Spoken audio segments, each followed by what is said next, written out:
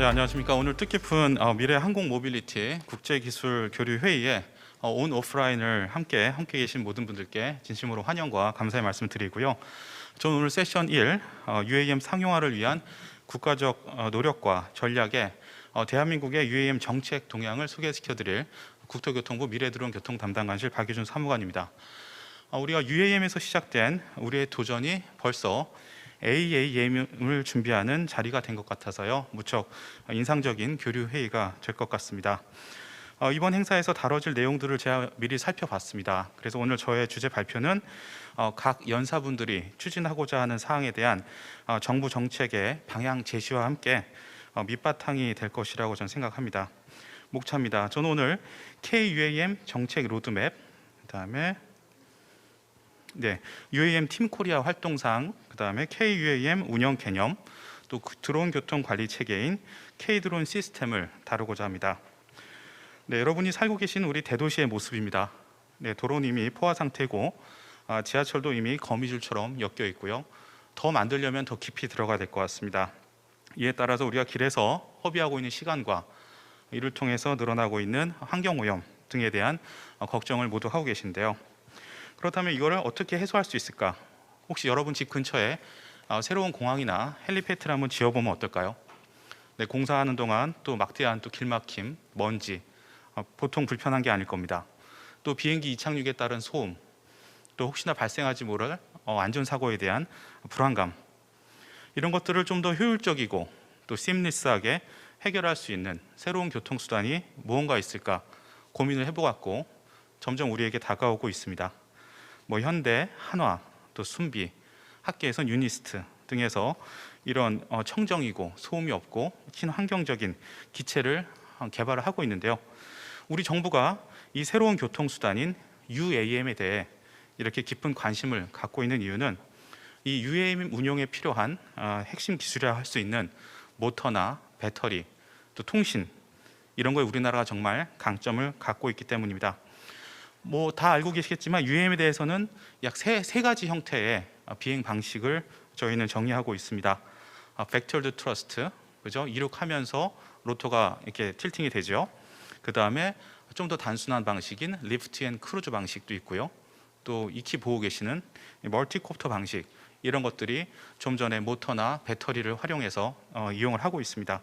그러면 이 UAM을 더 이상 실험 수단이 아닌 교통수단으로 활용하기 위해서는 오른쪽 그림에서 보시는 것처럼 교통관리 기능과 또 비행정보, 또 운항자, 이런 기체들이 뜨고 내릴 벌티폴트 운영, 이런 새로운 생태계 마련이 필요하게 되고, 그런 거에 대한 노력을 위해 이 자리가 마련된 것 같습니다. 정부는 이 UAM이라는 새로운 단어가 우리나라에게 다가온 게 한 2019년 됐을 겁니다. 그때 전담 부서를 수립하고 2020년 6월 보시는 것 같은 정책 로드맵을 마련했습니다. 그리고 이거에 대해서 2020년부터 2035년까지 단계별로 어떤 노력을 해야 되는지를 이 마일스톤에 담았고요. 이런 목표를 달성하는 데 필요한 기술들이 있습니다. 그래서 현재 있는 기술은 무엇인지, 외국에 있는 것들은 그냥 활용해도 되는 것인지, 또 핵심 기술의 국산화가 필요한 건 무엇인지 등을 발굴을 해서 기술 로드맵에 담았고요. 이 또한 정책 로드맵의 목표인 2035년과 궤를 같이 하고 있습니다. UAM이라는 게 그동안 세상엔 없던 새로운 교통수단이었으므로 초기 운영을 어떻게 할 건지에 대한 매뉴얼도 필요했습니다. 그래서 이런 매뉴얼 수준의 지침서가 작년 9월 발표한 KUAM 컨업스 1.0입니다. 저희가 1.0이라고 이름을 붙인 이유는 물론 1.1도 될 수 있고 또 혁신적인 변화를 거쳐 2.0도 될 수 있다라는 기본을 표시한 것입니다. 그래서 이런 운영 개념을 토대로 이르면 금년 말부터 시작할 한국형 그랜드 챌린지 1단계를 통해 이 운영 개념을 적용해보고 앞으로 또 보완도 거칠 계획입니다. 이 세계적으로 UAM은 또 실증과 연구 개발을 병행을 하고 있습니다. 미국의 내셔널 챌린지가 그렇고요.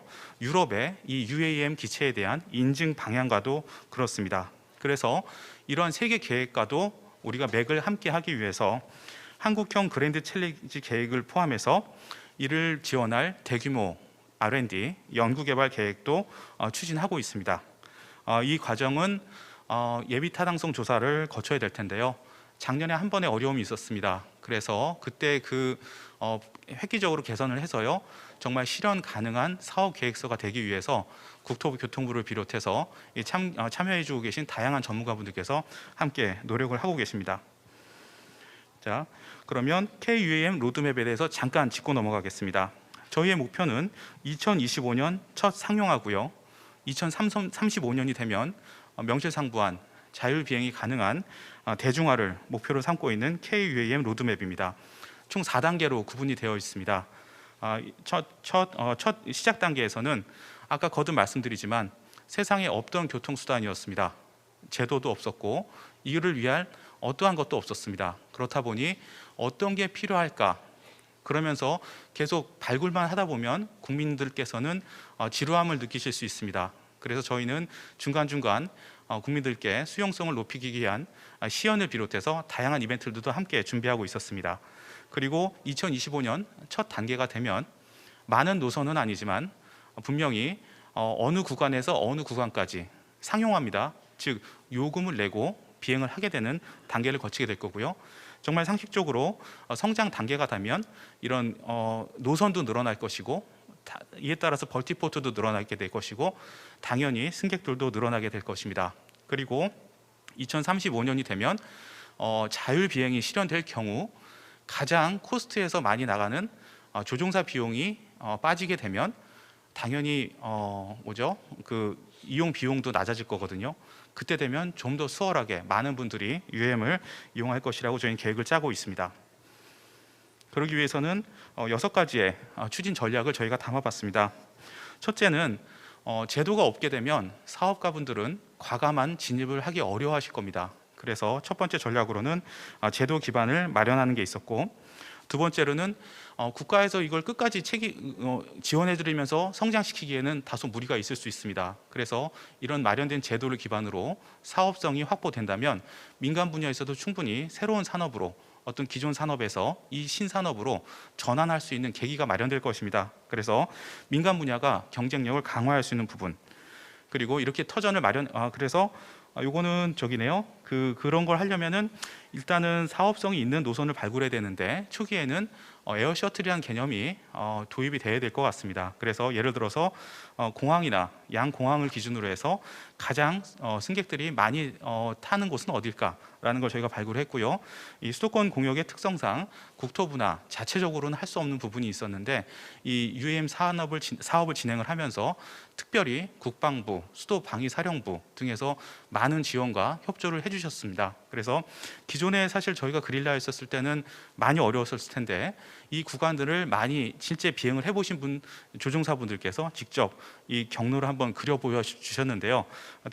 제가 봐서도 굉장히 항공학적으로도 했을 때 굉장히 사업성이 있을 것 같은 노선으로 저희는 보고 있습니다.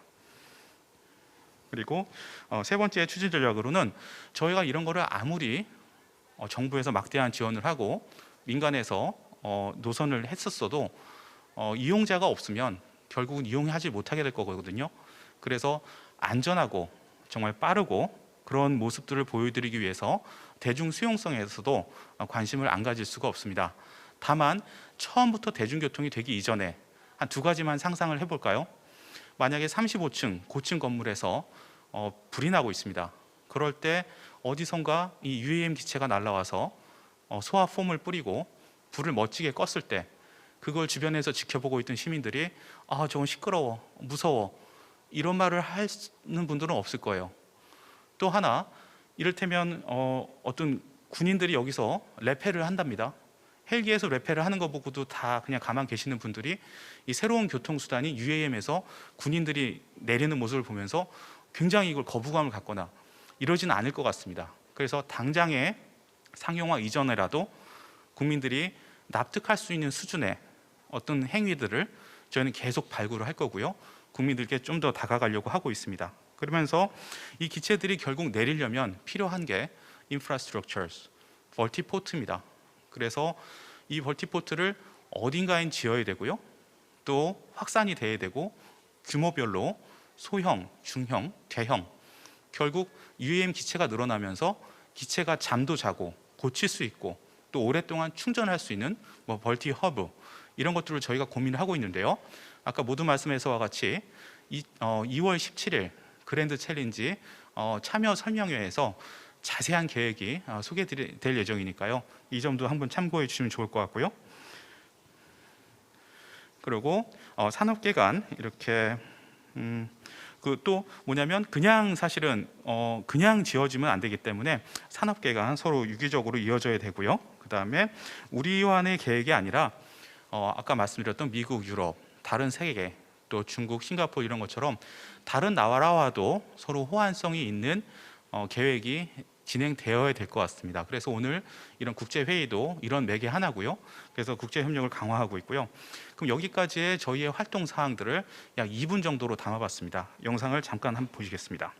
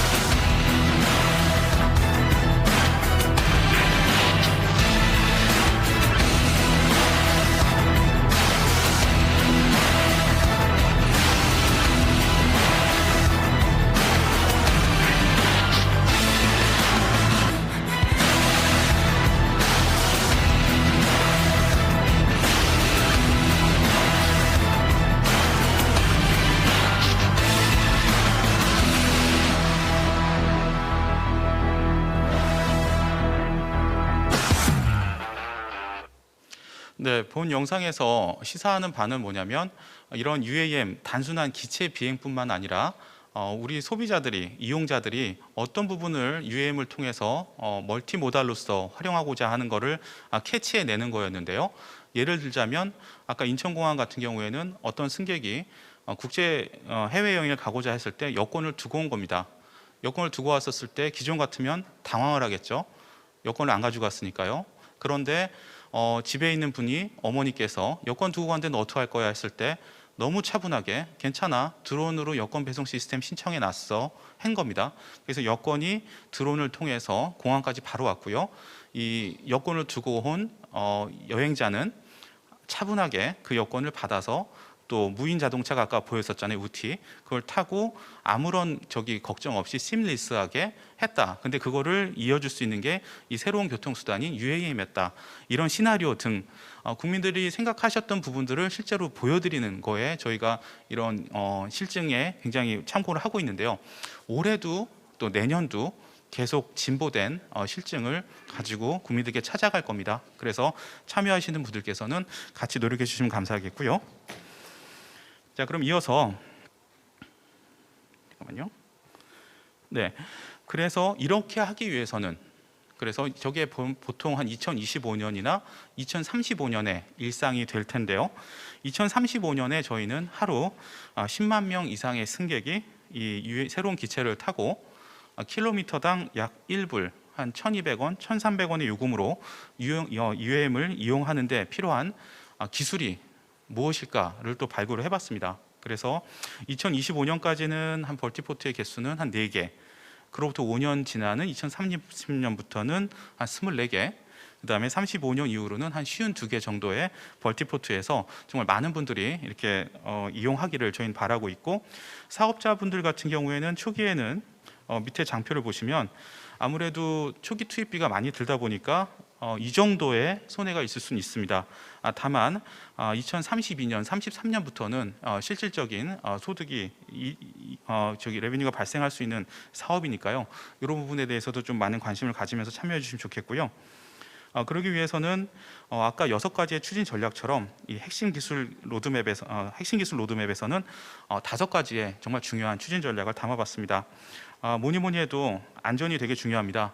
그래서 안전 관리에 집중된 기술, 또 쉽게 이용할 수 있고 또 수용성이 높은 신기술, 또 비용 절감이 돼야 사업화가 이루어질 거기 때문에 비용 절감을 위한 상용화 기술, 또 한 번, 두 번 타고 끝날 게 아니죠. 그래서 지속 가능한 기술, 또 이루기 위해서는 민간 분야에서 각자 투자해서 사업화를 이루기는 어려운 부분이 있을 겁니다.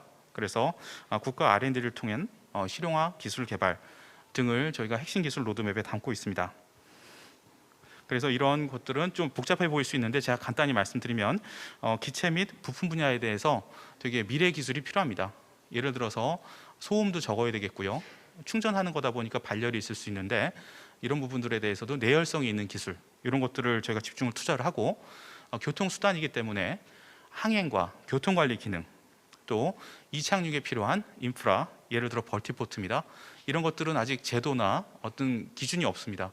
이런 것들을 위한 R&D 지원, 그 다음에 운송 서비스, 그 다음에 궁극적으로는 자율 비행 등 경제성 향상에 필요한 주요 핵심 기술들을 이르면 2024년부터 또 2035년까지 약 9년에서 10년에 걸쳐서 저희가 사업비로는 한 1조 6천억 원 생각하고 있고요. 국토부 단독이 아닌 산업부, 과기부, 중기부, 기상청 등 해서 5개 부처가 예타급 R&D로다가 추진을 해보자고자 합니다. 더불어서 오늘 이 자리는 국토부 단독 행사가 아닌 UAM 팀 코리아에서 주관을 하고 있습니다. 그래서 이 모든 것들을 위해 조직된 UAM 팀 코리아의 소개인데요. 이 기능은 간단합니다. 민간 협의체 중심으로서 국토부 교통부 2차관을 위원장으로 해서 매년 한 2회의 본회의와 또 수시로 실무위원회를 개최하고 있습니다. 주요 기능이 이렇습니다. 그래서 기존에 수립된 로드맵들을 지속적으로 발전을 시키고요. 또 앞으로 있을 그랜드 챌린지의 단계적 시나리오에 적극 참여하게 되고요. 또 새로운 사업 영역 발굴을 위해서 상호 협력을 계속해서 지원하고 있습니다. 또 이런 협의체 간에 상호 필요한 정보들을 서로 공유를 하게 되고요. 또 UAM 생태계 강화를 위한 지원은 뿐만 아니라 2023년 목표로 제정 중인 또 UAM 특별법 제정 지원 등을 함께 하고 있습니다. 보시면 초기 37개 기관이었습니다. 또 현대 하나 같은 산업계, 또 서울대 카이스트의 학계, 또 국방부와 같은 중앙정부, 또 지방정부, 또 인프라스트럭처에서 굉장히 영향을 표하고 계신 한국공항공사와 인천국제공항공사, 또 항공교통안전공단처럼 처음에 37개 기관으로 시작했는데요. 무려 1년 만에 10개가 늘어났습니다. 47개 기관이 됐고요. 더 많은 기관들이 신청을 해주셨었고요. 그래서 올 한 해도 함께 많이 참여를 해주시고 발표도 많이 해주시고 그러면 또 연말에 있을 추가 참여 기간 모집에서 저희가 또 검토를 해줄 수 있을 것 같습니다. 그러면 오늘 책자 발간해 주신 것 중에 앞에 놓여져 있는 책자가 있습니다. 컨옵스 1.0입니다. 운영 개념이고요. 자세한 사항은 이따 돌아가시면서 보시면 될 텐데요. 이 운영 개념서에는 일단 보시는 것처럼 이 교통관리 제공자, PSU거든요. 그 다음에 운영자, UAM 에어포레이터, 그 다음에 벌티포트 운영자, 초록색으로 표시되어 있죠. 그 다음에 부가 서비스, SD, SP라고 하는데요. 이런 제공자들이 상호 연계되어 있는 모습을 보시고 계십니다.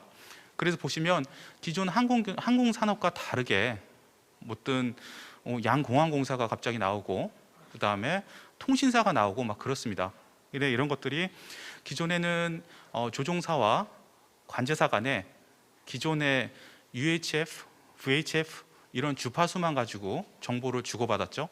그러면서 컴퓨터, 인터넷이 생기면서 이런 네트워크를 통해서 부가적인 정보를 서로 공유를 하고 있습니다. 이런 것들이 수임 체계이죠. 그런데 그것보다 UAM 기체는 체급이 좀 작죠. 드론은 더더욱 작고요. 근데 그런 것들을 기존의 전통 기술에서 훨씬 진보된 통신 기술을 우린 이미 확보하고 있습니다.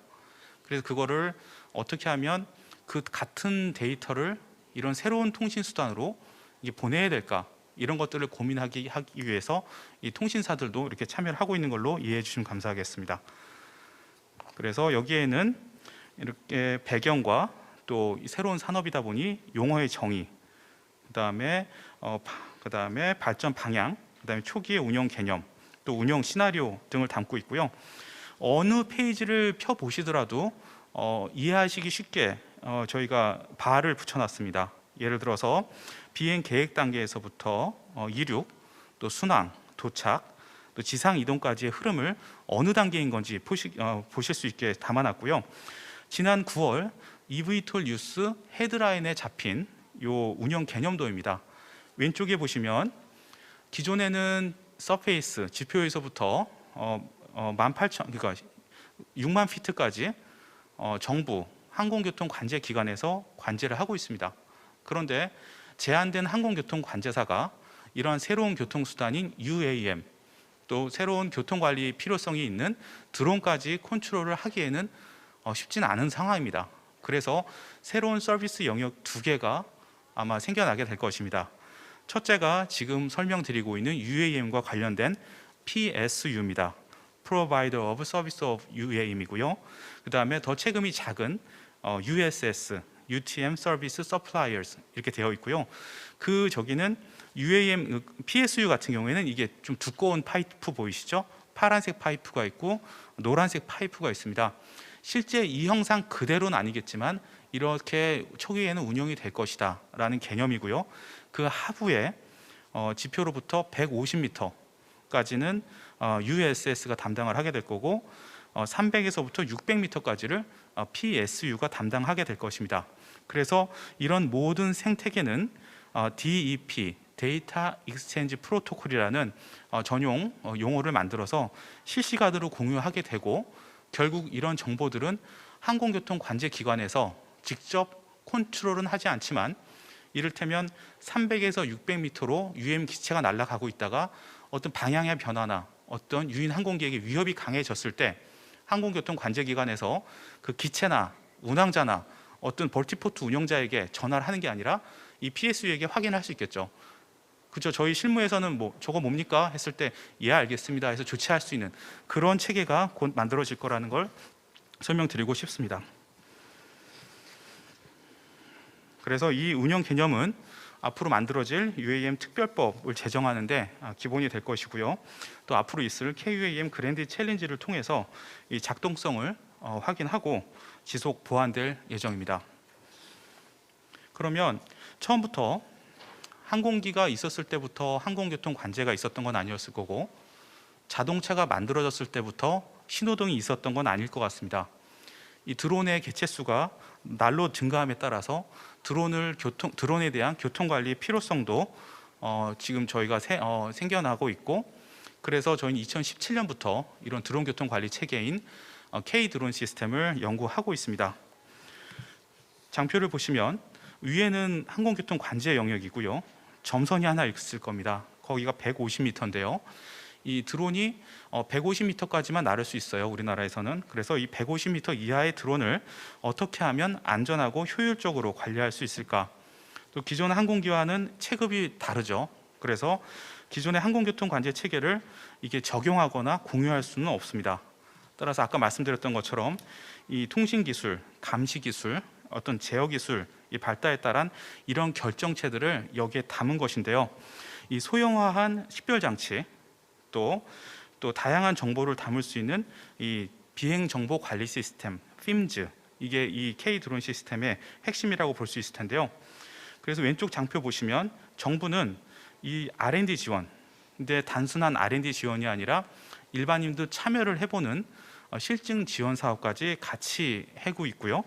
그래서 그걸 통해서 만들어지는 정보의 창고가 정 가운데 보이시는 박스 Flight Information Management System, 저희가 얘기하는 FIMS입니다. 그래서 여기에 축적된 데이터는 기존 항공교통 관제기관도 있을 수 있고 정보기관도 있을 수 있고 여러 기관에서 필요한 정보를 가져갈 수가 있습니다. 그래서 이게 어디에 제공되느냐, 오른쪽 프라이빗 유즈. 지금은 이 드론이 또 UAM도 그렇지만 가시권 내에서만 움직이게 되어 있습니다. 그러다 보니까 굳이 이런 서비스의 필요성이 없을 수도 있습니다. 다만 사업의 영역이 확대가 되면 드론의 크기 특성상 2km, 3km 가게 되면 작아서 안 보입니다. 그랬을 때는 앞에 장애물이 있을 수도 있고 나무도 있을 수 있고 다른 비행기에 갖다 부딪힐 수가 있습니다. 그러면 이 드론이 5천만 원짜리 드론, 1억짜리 드론이 더 큰 사고를 낼 수도 있게 되는데, 이 사업 루트를 발굴했었을 때 우리가 직접 발굴하는 게 아니라 이미 이 2D나 3D 데이터를 미리 확보한 상태에서 또 기상까지 전파까지 안전한 것을 확보한 상태에서 저희가 비행 경로를 그었을 때 여기는 됩니다, 여기는 안 됩니다 했었을 때 이런 솔루션을 제시해 줄 수 있는 교통관리 기능이 있다면 미래의 사업자들은 이용하게 될 것입니다. 그래서 초기에는 공공기관, 예를 들어서 드론을 많이 운영하고 있는 국토정보공사도 있을 수 있고요, 한국도로공사도 있을 수 있을 겁니다. 이 기능이 없다면 가장 핵심은 자기의 드론은 볼 수 있지만 옆에 있는 드론이나 다른 유인 항공기의 움직임은 볼 수 없다. 다른 새롭게 생긴 장애물은 볼 수 없다. 그래서 만에 하나 있을 충돌이나 이런 거에서는 아직은 장담할 수 없다. 근데 이런 거를 서비스해 줄 수 있는 게 USS의 역할이 될 것이다. 그래서 기본적인 기능이 있고 부가적인 기능도 계속 개발될 것이다. 그리고 이런 사업들을 하기 위해서는 일단은 공공기관, 또 하나는 자본금 100억 원 이상의 좀 건실한 민간 사업자들이 가능할 것이다. 이게 드론 교통법에 들어 있고요. 이거와 유사하게 UAM 특별법도 제정될 때 필요할 PSU에 관한 사항이 들어가야 될 거라고 생각합니다. 그래서 그러면 기체와 어떤 유저와 이 시스템과 이어주기 위해서는 어떠한 단말 장치가 필요합니다. 그래서 오른쪽에 보시는 게 UTID고요. 지금은 생각보다 크실 수 있습니다. 근데 첫 해가 다르고 그 다음 해가 다르고 또 내년에 생각하고 있는 거에 대한 그 크기가 점점 작아지고 있고요. 어디에서든지 활용할 수 있게 하기 위해서 이렇게 모바일 기반이고요. 그래서 왼쪽에 드론 조종자가 비행 신청을 할 수 있고, 가운데 보이시는 화면은 UTM 드론 교통 관리자가 볼 수 있는 화면입니다. 그래서 이런 것들을 계속 실증을 하고 있고요. 그래서 일단 본부는 대전 항공우주연구원에 있고요. 그다음에 그 앞에서 테스트를 하면은 사실은 너무 스펙타클해 보이지 않을 거 아닙니까? 그래서 실제 테스트는 강원도 영월에서도 진행을 했고요. 현재 전국 각지에서 이렇게 테스트를 하고 있습니다. 그래서 이걸 한 화면에 담기 위해서 이렇게 했는데요. 각 드론별로 임무가 다 딸려 있었습니다. 그래서 이런 것들을 다 비행 계획에서부터 비행 승인 이런 것까지 드론 교통 관리를 통해서 다 진행을 하고 있고요. 지금 내년 정도 되면은 또 2단계 사업이 새로 추진될 것입니다. 그래서 많은 관심을 가져주시고요. 마지막으로 이색적인 사업을 하나 소개시켜 드리면서 발표를 마무리하겠습니다. 제가 어릴 때 자동차 장난감이 있었습니다. 처음에는 집에서 가지고만 놀았었는데요. 나중에 밖에 가지고 놀아서 모래도 실어보고 어떤 컵도 담아서 안방에 있는 엄마한테도 보내주고 그랬습니다.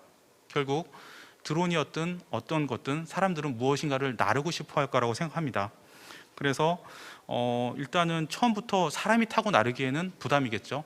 그래서 화물부터 나르고 승객을 나른다라는 컨센서스가 이루어지고 있습니다.